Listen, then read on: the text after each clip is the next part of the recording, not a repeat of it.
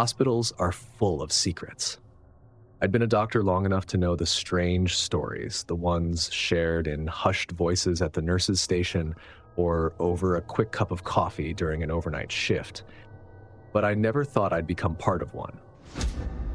It was an ordinary night on the medical floor where I was working the night shift. Things had been slow, with only a handful of patients in critical care. I'd seen plenty of long nights, and when things were quiet, I usually welcomed it. I was heading to check on one of my patients, Mr. Peterson, an elderly man who'd been in a coma for almost 2 weeks. He was stable, but there was little hope of recovery. It was one of those cases where the family had said their goodbyes, and the staff had prepared themselves for the inevitable. I'd checked his vitals earlier that evening, and everything had been uneventful. Still, something nagged at me, a feeling that tonight was different. As I approached his room, I noticed something odd. The faint hum of monitors filled the air, but the usual routine sounds had a strange undertone, almost like a whispering, a faint murmur, coming from down the hall. I slowed my pace, straining my ears to catch any actual words, but it faded as soon as I stopped. I brushed it off as my imagination and continued to Mr. Peterson's room, mentally going through his chart to keep my focus. I pushed open the door quietly and stepped inside. To my surprise, Mr. Peterson was awake. He lay there, blinking up at the ceiling, his expression unreadable. His eyes, dull and glassy from his prolonged state, seemed to hold a spark now, a flicker of awareness. For someone who'd been in a coma for so long, it was startling to see him awake. "Mr. Peterson?" I said, trying to keep my voice steady. He slowly turned his head to look at me, and for a moment I wasn't sure he recognized me. Then, as if some clarity settled over him, he nodded, the barest hint of a movement. "Doctor," he whispered, his voice barely audible. "She's leaving us tonight." "Who's leaving, Mr. Peterson?" He looked past me, his eyes focusing on something just over my shoulder. I resisted the urge to turn around, feeling a shiver trickle down my spine. His expression was serene, almost peaceful, as if he was sharing some quiet secret with me. "She's waiting," he murmured, his gaze drifting back to the ceiling. I didn't know how to respond. I'd seen cases of patients experiencing confusion or hallucinations upon waking from a coma, but this was different. His tone, his certainty, it felt more like he was stating a fact than drifting through a delusion. I managed to regain my composure, making a quick note in his chart, but I couldn't stop thinking about his words. I tried to push it aside, chalking it up to the effects of his condition, but the phrase echoed in my mind, "She's leaving us tonight."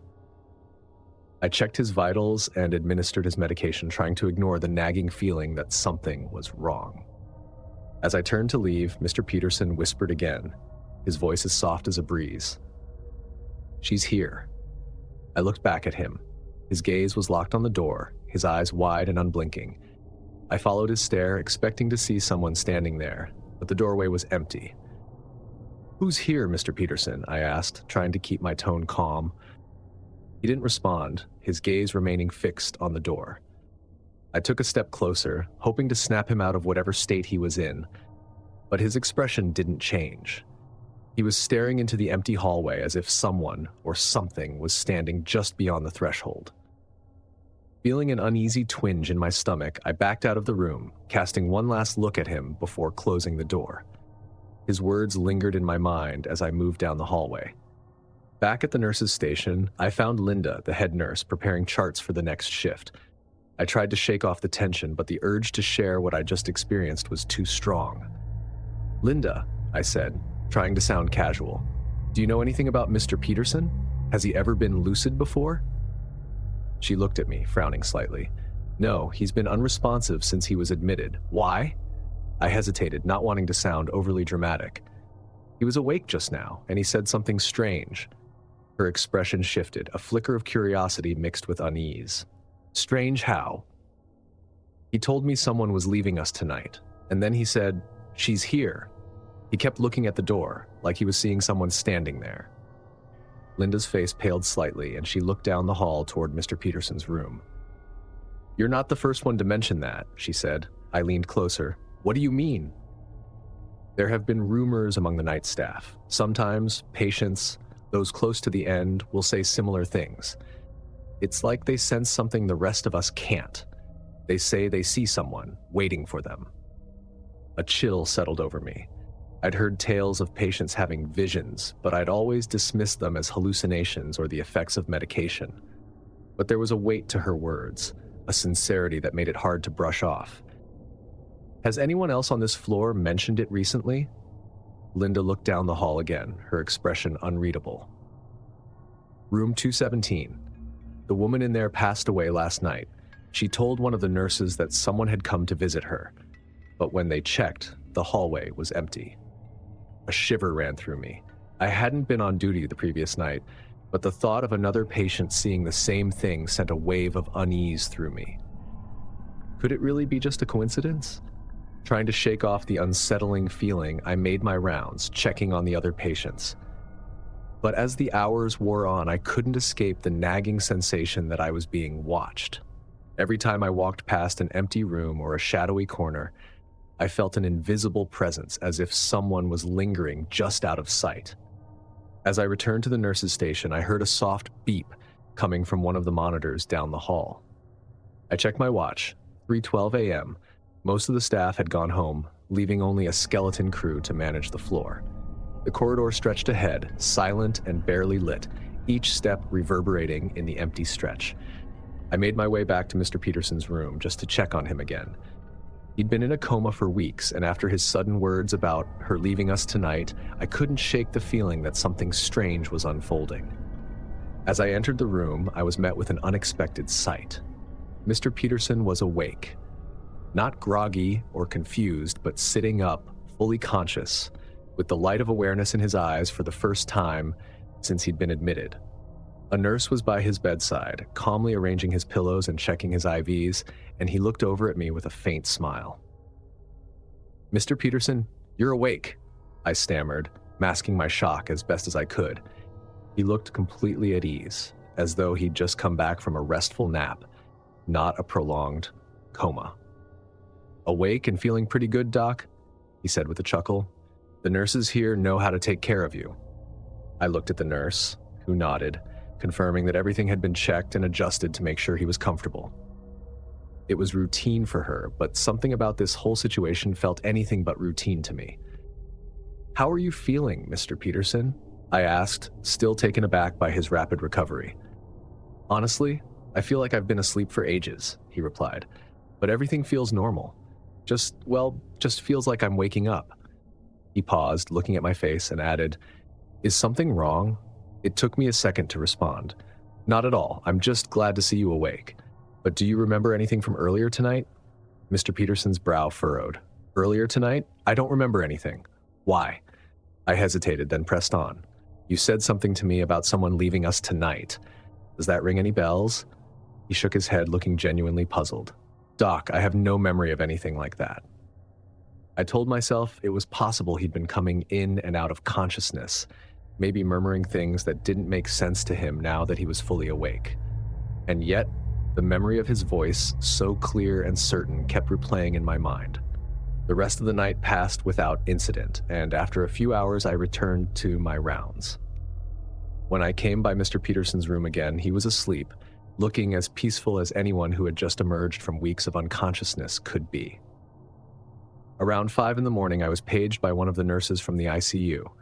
A patient had passed away in the early hours, a woman in her late 40s, who had been battling a complicated series of health issues for months. As I scanned the notes on her chart, my gaze drifted down the hall toward Mr. Peterson's room, just one door over from the deceased woman's. The connection struck me like a jolt. She's leaving us tonight. Had Mr. Peterson somehow sensed what was going to happen in the room next to his?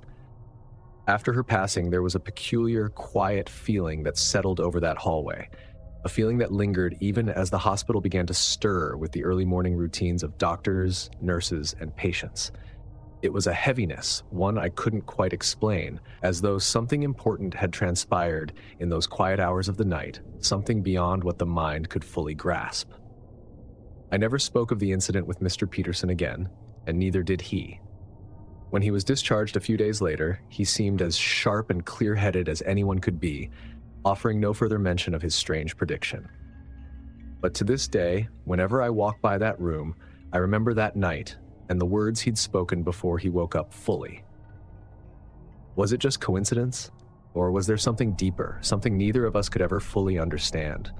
I'll never know for sure, but part of me wonders if, in those liminal spaces between consciousness and the unknown, Mr. Peterson had glimpsed something I couldn't see, something waiting just beyond the door, hidden within the quiet hours of the night.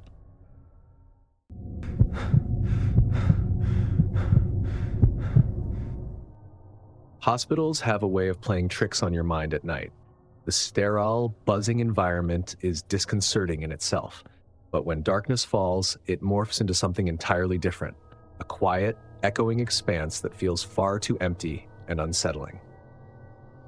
I'd been admitted for a minor surgery, nothing life-threatening, but they wanted me under observation for a few days, which was supposed to be routine. My room was tucked away at the end of a long hallway, isolated from the busier areas and far from the nurses' station. It felt peaceful at first, but as the hours stretched on, that solitude started feeling more like abandonment. It was on my second night that the uneasiness really started to creep in. I'd been drifting in and out of sleep, that hazy, half-awake state where sounds seemed louder than they should and shadows seemed darker. I heard footsteps in the hallway, which wasn't unusual for a hospital at night. But there was something off about them. They were slow, dragging, with long pauses between each step. I thought it was a nurse, maybe checking on patients with the quiet kind of diligence they use during night rounds, not wanting to disturb anyone. I turned over in bed, trying to ignore the sounds and get back to sleep, but I couldn't. The footsteps stopped right outside my door, lingering for a moment. I expected to hear the gentle knock or the soft creak of the door opening, but there was nothing, just silence. The longer I listened, the more unsettling it became. The presence outside my door didn't move, didn't make a sound. I looked at the clock, 3:07 a.m. I was just beginning to convince myself that I was overthinking things, maybe imagining it all. But then I saw it. A shadow stretched across the small sliver of light that seeped in from under the door. It wasn't a trick of the light. This shadow was clear, distinct, with a shape that looked human, but it didn't move like a person's shadow should. It just stayed there, motionless, as though someone was standing perfectly still right outside my door, watching. I sat up in bed, my pulse quickening, but still clinging to rational explanations. Maybe it was a nurse on a call. Maybe they'd stepped away from my door for a moment. But as I stared, the shadow didn't budge. I strained to listen, trying to catch even the slightest noise, but there was nothing. After a few moments, the shadow receded as if it was melting back into the darkness. In the morning, I convinced myself it had been a figment of my imagination. Hospitals and medication can play tricks on you, I reasoned. When the nurse came in to check my vitals, I casually mentioned it, almost laughing it off, but the nurse didn't seem amused. "Oh, you saw a shadow in the hallway?" she asked, her voice tight. "Maybe just one of the night staff on rounds." Her response seemed rehearsed, forced, and it left a strange feeling in my gut. I tried to shake it off and spent the rest of the day in a distracted haze, unable to fully relax. That night, when the lights dimmed, the tension returned. I watched the hallway with wary eyes, dreading the thought of seeing that shadow again. Midnight came and went, and for a while, everything was quiet. But at 3:02 a.m., I was woken up by the same slow, dragging footsteps. I lay still, my entire body tensing as I listened. The footsteps stopped outside my door again, and I braced myself, knowing what I would see. Sure enough, the shadow reappeared. But this time it was like it was pressing itself against the crack beneath the door. The air felt thick.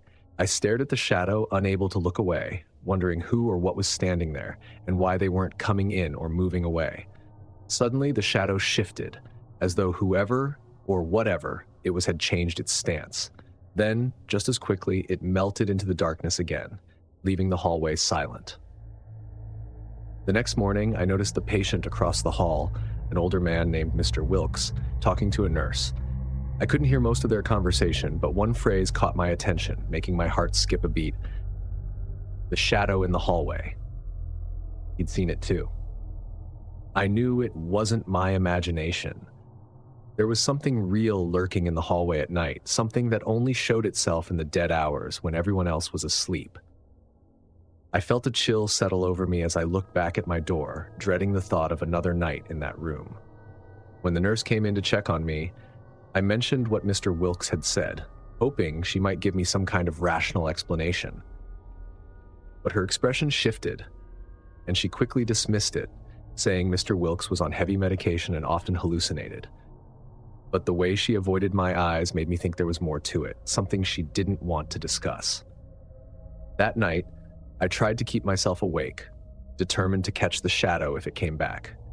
I kept my bedside light on, hoping it would be enough to keep whatever it was at bay. Hours passed and I eventually dozed off, my exhaustion overwhelming my fear.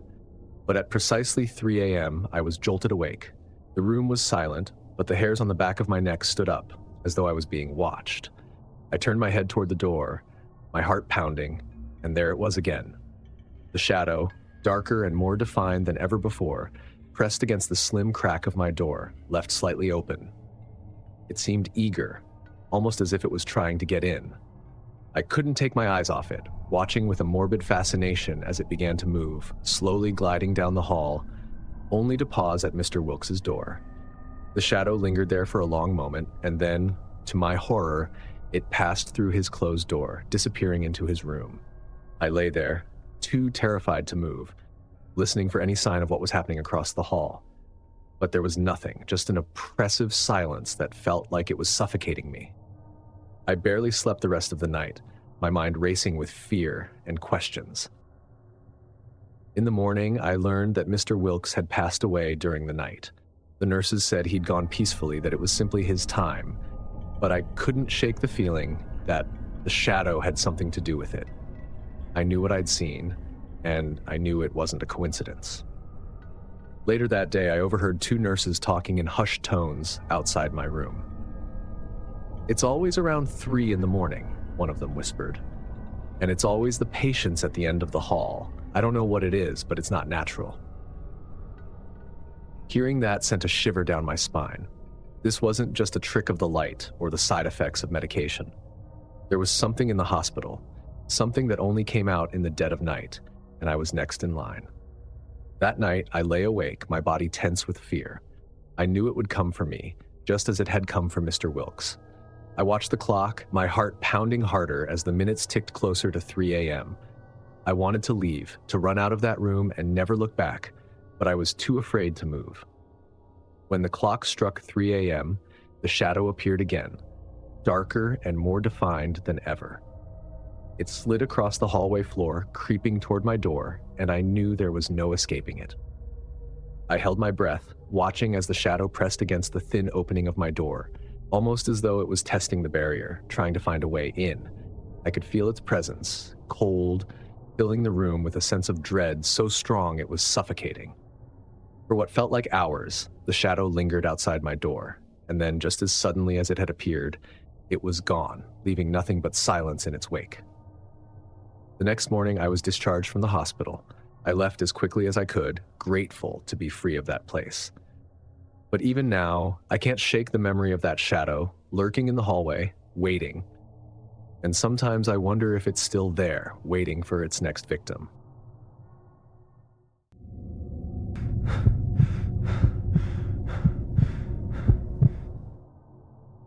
I've been working as a night nurse for years. You see things, you get used to things, and then eventually you get used to being used to things, if that makes any sense. But every once in a while, something happens that sticks with you. I'm not a superstitious person, or at least I wasn't before this, but there's one night I just can't shake. Even now, it feels like it happened yesterday. It was a quiet night shift. There was an older man, Mr. Connors, up in room 216.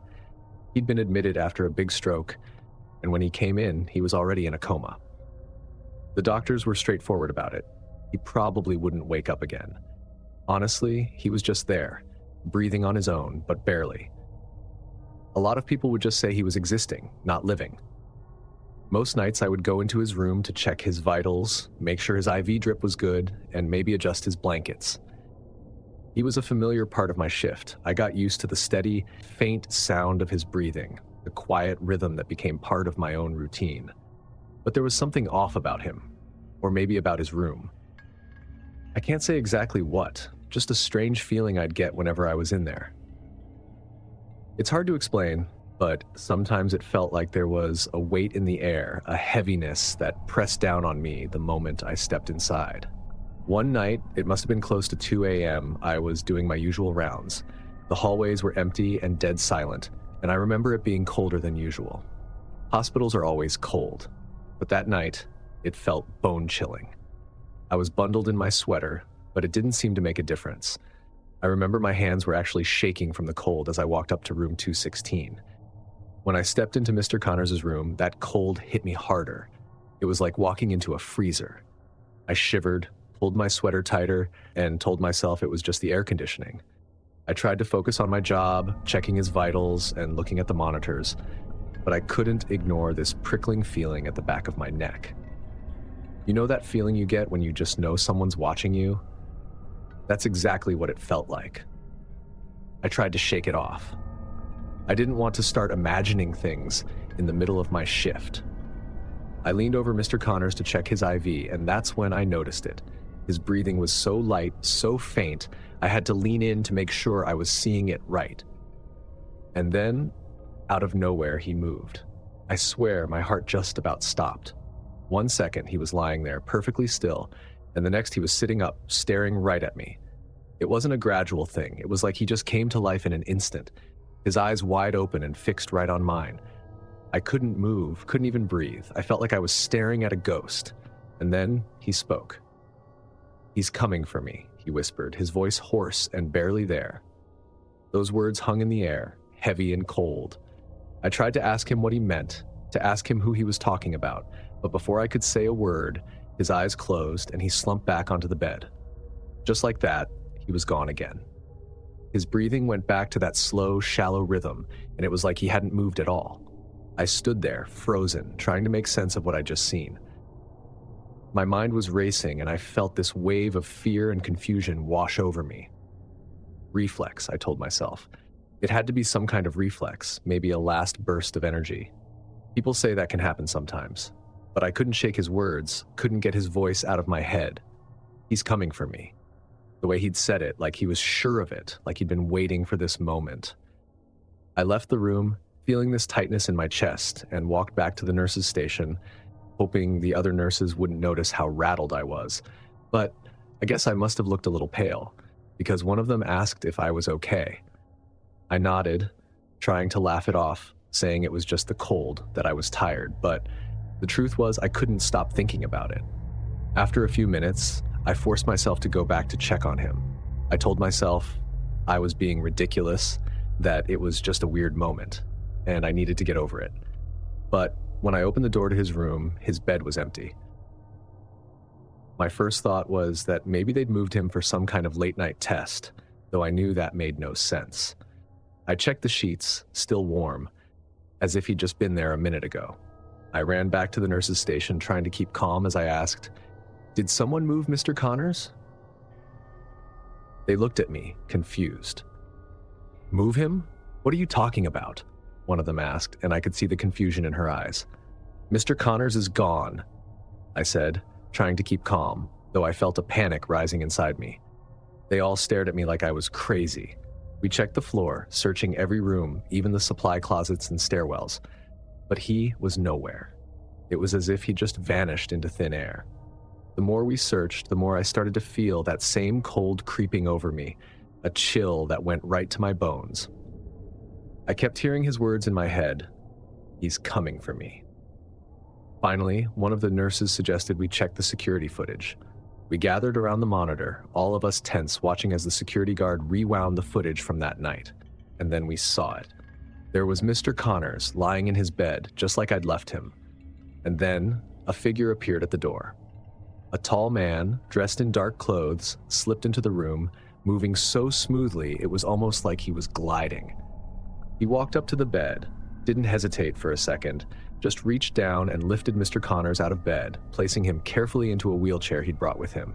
There was something unsettling about his movements, like he was too practiced, too calm. We watched as he wheeled Mr. Connors out of the room, down the empty hallway, and out of sight. Not one person noticed. He didn't pass a single nurse or set off a single alarm. It was like he knew exactly what he was doing, like he'd planned it all down to the last detail. The police were called immediately. They questioned all of us, trying to make sense of how someone could just walk in and take a patient without anyone noticing. But none of us had answers. We were as shocked as they were. The footage showed everything, but there was no sign of them after they left the building. For days, there was no word, no trace of Mr. Connors or the man who'd taken him. The police kept looking, kept calling us with questions, but it was like they'd disappeared into thin air. I couldn't stop thinking about what he'd said, couldn't get those words out of my mind. He's coming for me. It was like a warning, like he knew this was going to happen, but how could that be possible? Finally, about a week later, the police found them. They tracked down the man in the footage, identifying him as Mr. Connors' son. Turns out, Mr. Connors had made his son promise years ago that he wouldn't let him die in a hospital. I guess he'd been afraid of hospitals his whole life, like those people who always say they were places where people went to die. It was a pact they'd made, and his son had come to keep that promise. They found them both in an old farmhouse a few towns away.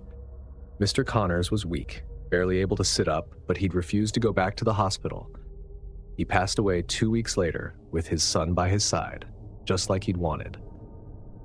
And as tragic as the story was, I couldn't shake the image of him sitting up in that hospital bed, looking straight at me and saying, "He's coming for me."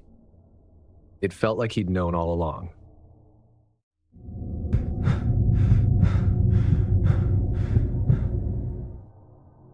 Doing hospital security on the night shift is already unsettling.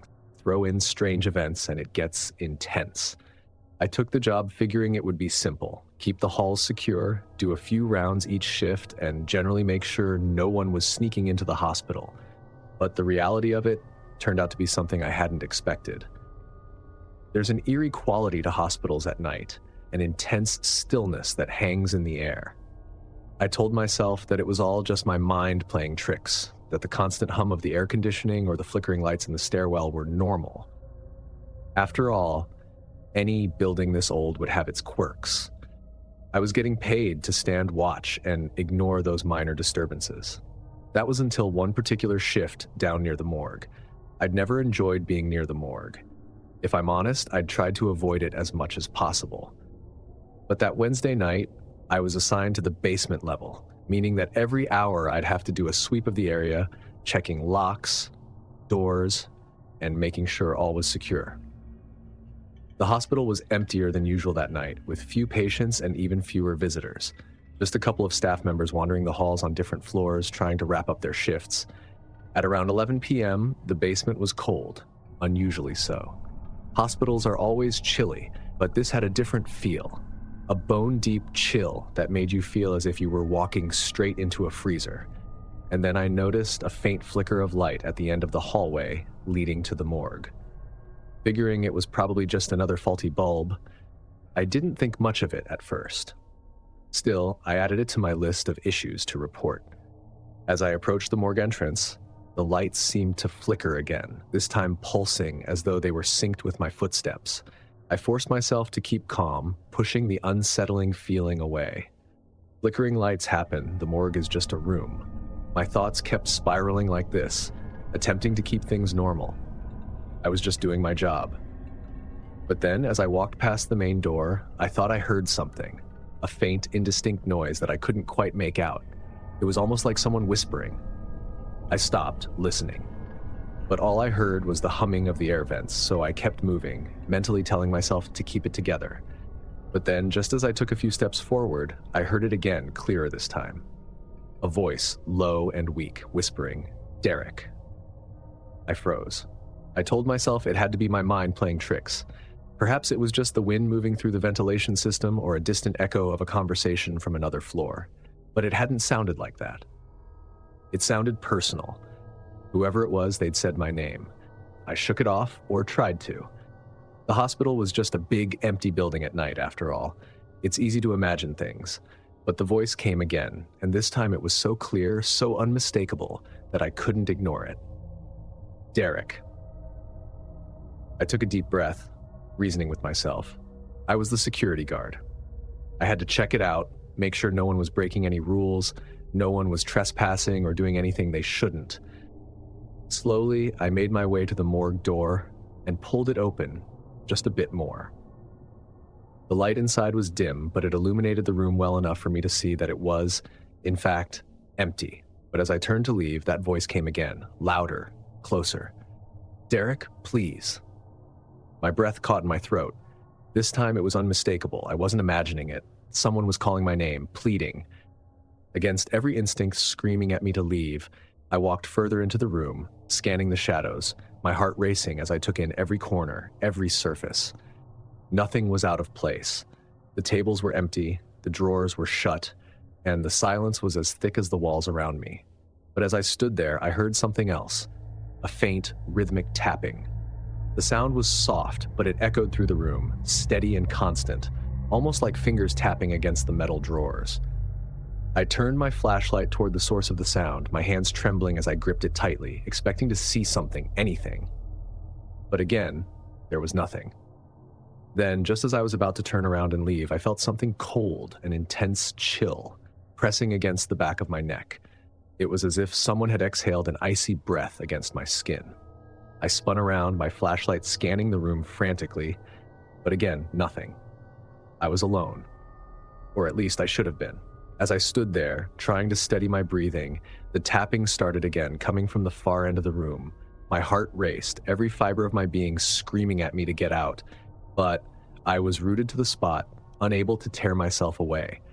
It felt like something was holding me there, like I was meant to hear, to listen, to understand. The room fell silent. I was already on edge, and that silence made everything feel even more intense. I turned to leave when I heard a faint shuffle, somewhere down the hall, growing louder, like someone slowly making their way down the corridor. My first instinct was to brush it off as a janitor or another night shift employee, but something about those footsteps felt wrong. They were slow, almost hesitant, yet steady, each one drawing closer to the morgue room. They echoed off the tiled walls, bouncing around me, making it impossible to tell exactly where they were coming from. Then I realized the footsteps were heading straight toward me.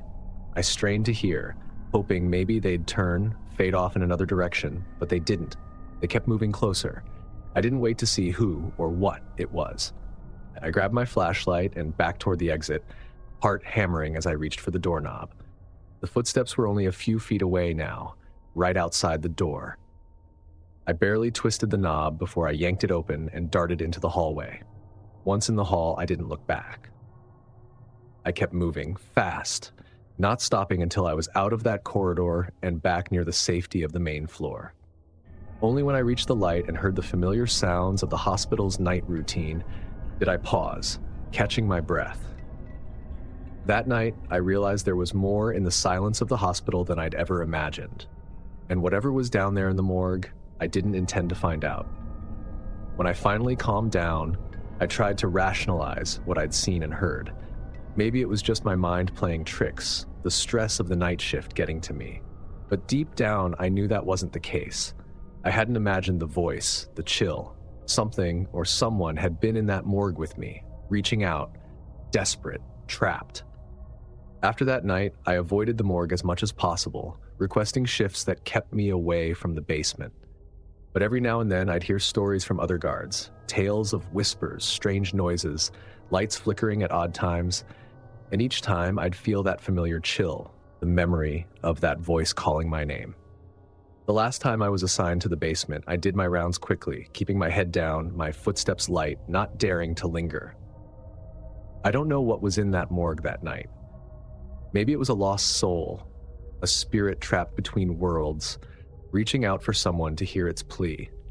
Or maybe it was just the building, the echoes of lives and deaths that had passed through its walls, lingering, hoping for someone to remember.